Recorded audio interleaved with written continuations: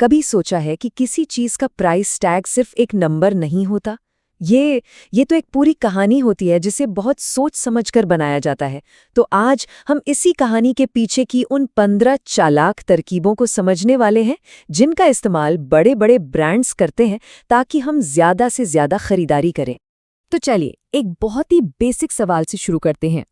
ये 999 रुपए वाली चीज 1000 रुपए से इतनी ज्यादा सस्ती क्यों लगती है? मतलब फर्क तो सिर्फ 1 रुपए का है। ये सब हमारे दिमाग के साथ खेला जाने वाला एक खेल है। और अच्छा, इस पहेली के बारे में क्या कहेंगे? प्रिंटर तो देखो कितने सस्ते मिल जाते हैं, लेकिन उनकी इंक इतनी ज्यादा महंगी क्यों होती है भाई? बस यही सवाल हैं जो आज की हमारी पूरी पड़ताल का बेस बनने वाले हैं। तो इन पहेलियों को सुलझाने के लिए हमें पहले इसकी नींव समझनी पड़ेगी। तो चलिए प्राइसिंग की दुनिया के ब्लूप्रिंट से शुरू करते हैं, मतलब वो बेसिक स्ट्रैटेजीज जिन पर बाकी सब कुछ टिका हुआ है। तो सबसे पहली स्ट्रैटेजी है प्रोडक्ट लाइन प्राइसिंग। अब इसमें होता क्या है कि एक ही मेन प्रोडक्ट को अलग अलग फीचर्स या फिर कह लीजिए क्वालिटी के हिसाब से अलग अलग कीमतों पर बेचा जाता है। जैसे मान लीजिए एक ही चीज के 3 वर्जन हमारे सामने रखे हैं। एक बेसिक वाला 500 रुपए का, एक उससे थोड़ा बेहतर 1500 रुपए का और एक एकदम प्रीमियम 3000 रुपए का। अब होता यह है कि हम अपनी वैल्यू की समझ के हिसाब से कोई एक चुन लेते हैं, भले तीनों प्रोडक्ट्स का बेस एक ही क्यों ना हो। अगली स्ट्रैटेजी है कैप्टिव प्रोडक्ट प्राइसिंग। और सच कहूं तो ये एक तरह का जाल ही है।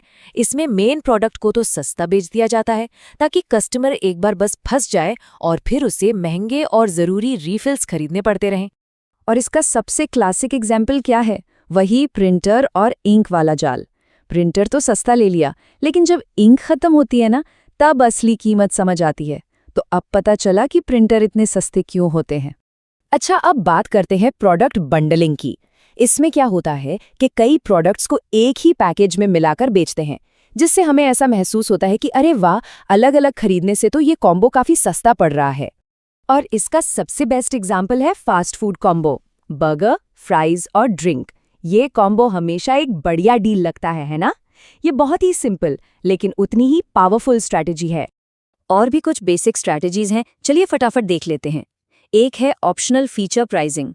जैसे कोई गाड़ी सस्ते बेस प्राइस पर खरीद ली, लेकिन फिर हर छोटे बड़े फीचर के लिए कीमत बढ़ती चली जाती है। फिर आता है 2 पार्ट प्राइसिंग, जैसे जिम में होता है, एक बार ज्वाइनिंग फीस दी और फिर हर महीने पेमेंट। और आखिर में है बाय प्रोडक्ट प्राइसिंग, मतलब जब कंपनियां मेन प्रोडक्ट से निकलने वाले दूसरे प्रोडक्ट्स को बेचकर भी पैसा कमाती हैं, जैसे दूध से पनीर और मक्खन बनाना। तो ठीक है, अब जब हम ये बेसिक तरीके समझ गए हैं, तो चलिए अब असली दिलचस्प हिस्से की तरफ बढ़ते हैं, यानी साइकोलॉजिकल खेल। ये वो तरकीबें हैं जो कीमत पर नहीं बल्कि सीधे हमारे दिमाग पर असर डालती हैं। इसे कहते हैं प्राइस एंकरिंग। इसमें होता ये है कि जब हमें पहले कोई महंगी चीज दिखाई जाती है, तो हमारा दिमाग उस कीमत को एक रेफरेंस पॉइंट, मतलब एक एंकर बना लेता है, और फिर उसके बाद दिखाए जाने वाली सस्ती चीजें हमें असल से कहीं ज्यादा अच्छी डील लगने लगती हैं। अच्छा, अब जो आने वाला है वो तो बहुत ही मजेदार है। इसे कहते हैं डीकॉय प्राइसिंग। इसमें क्या करते हैं, एक तीसरा बीच का ऑप्शन जानबूझकर ऐसा बेकार सा रखा जाता है जो किसी को पसंद ना आए, ताकि जो सबसे महंगा वाला ऑप्शन है ना, वो सबसे बेस्ट वैल्यू डील लगने लगे। जरा सिनेमा हॉल के इस पॉपकॉर्न मेन्यू पर नजर डालिए। छोटा वाला है 300 रुपए का, मीडियम है 650 रुपए का और बड़ा वाला है 700 रुपए का। अब सोचिए, यहाँ मीडियम पॉपकॉर्न खरीदने का कोई लॉजिक है? बिल्कुल नहीं। उसे सिर्फ इसलिए रखा गया है ताकि हमारा दिमाग सोचे, अरे सिर्फ 50 रुपए और देकर बड़ा पॉपकॉर्न मिल रहा है, क्या शानदार डील है। ये पूरा सेटअप इसलिए है ताकि हमें लगे कि हमने एक स्मार्ट फैसला लिया है, भले ही हम ज्यादा खर्च कर रहे हों। और ये रही सबसे आम तरकीब, चार्म प्राइसिंग, मतलब वो कीमतें जो 9 या 99 पर खत्म होती हैं। याद है हमारा पहला सवाल? उसका जवाब यही है। हमारा दिमाग ना सिर्फ पहला अंक पढ़ता है, इसलिए 999 रुपए उसे 1000 रुपए के पास नहीं बल्कि 900 रुपए के करीब महसूस होता है। और इसी से जुड़ी एक और मजेदार बात है ऑड और इवन प्राइसिंग की। 199 रुपए जैसी ऑड कीमतें हमें एक सस्ती डील या डिस्काउंट का सिग्नल देती हैं। वहीं 200 रुपए जैसी इवन कीमतें हमें क्वालिटी और प्रीमियम होने का एहसास कराती हैं।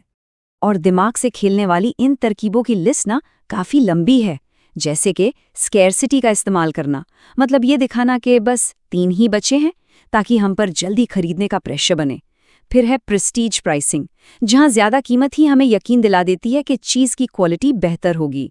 एक और तरीका है रेफरेंस प्राइसिंग, मार्केट प्राइस 5000, हमारा प्राइस सिर्फ 2999, दिखाकर एक बड़ी बचत का इल्यूजन क्रिएट करना। और हाँ, लॉस लीडर भी है, जिसमें एक चीज को नुकसान पर बेचा जाता है बस इसलिए ताकि लोग स्टोर में आए और फिर बाकी महंगी चीजें खरीद लें। तो इन सब बातों का निचोड़ क्या है? इन सभी तरकीबों का सार बस इतना है कि कीमत का खेल असल में परसेप्शन का खेल है। ये सब कुछ बस परसेप्शन मैनेजमेंट है। एक बात हमेशा याद रखने जैसी है, लोग सबसे सस्ता प्रोडक्ट नहीं खरीदते, वो चीज खरीदते हैं जो उन्हें सही महसूस होती है।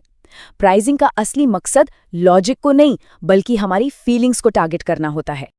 फास्ट फूड से लेकर गाड़ियों तक ये सारी स्ट्रैटेजीज हर जगह हैं, हर तरफ। ये हमारे परसेप्शन को कंट्रोल करके हमारे खरीदने के फैसलों को शेप देती हैं। और कमाल की बात तो ये है कि अक्सर हमें इसका पता तक नहीं चलता।